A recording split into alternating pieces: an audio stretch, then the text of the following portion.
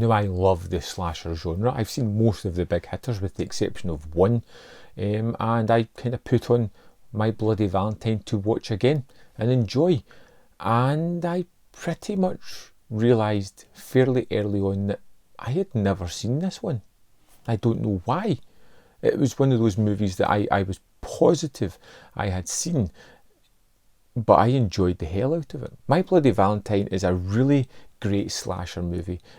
Sticks to a lot of the welcoming tropes of the slashers and avoids a lot of the sort of negative ones within that genre. I love the idea that these aren't teenagers either, that they're actual adults, maybe mid-20s, mid-30s.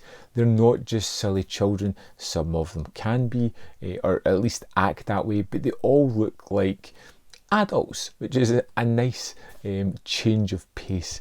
I love the backstory where we have a rogue miner who was trapped, went cannibalistic, killed a bunch of people, and was sent to an asylum 20 years later, after they have kind of forgotten about Valentine's Day, wiped it away. They decide to have a big Valentine's dance, and wouldn't you know it, Harry, the deadly miner, comes back yet again.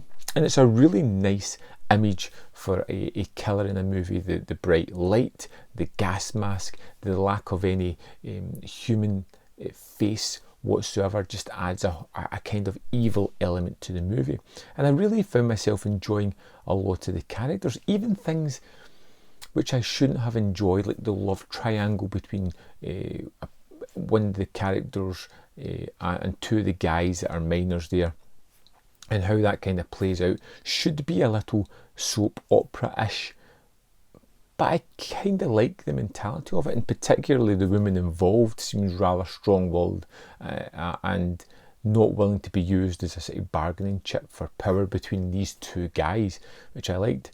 A lot of the characters are just really fun and fun to be around, which is half the battle. And when it gets to some of the more familiar slasher ideas, like when people are being left alone while somebody goes away to get something, even that plays out incredibly fun and exciting watching it.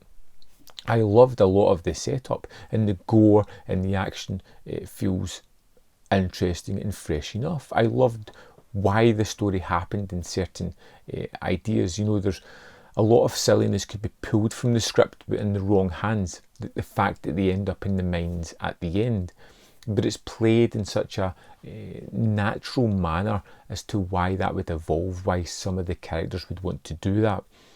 It doesn't feel forced or silly. It just puts them in a predicament they don't want to be in, but I can understand them at that situation wanting to go there. But being in the mines at the end is wonderful. You've got that claustrophobic feel, you've got that maze-like idea that this labyrinth is somewhere that's hard to really walk around and deal with, especially if you don't know what you're doing. You've got that wonderful miner just haunting around these mines, stalking people down with that light that shines, almost like a light of truth before he kills or they kill whoever it may be. And My Bloody Valentine turned out to be one of those really engaging, fun slasher movies that does break a lot of the mould while sticking to the core aspects of what a slasher is. I've seen the remake and it's not a patch on this.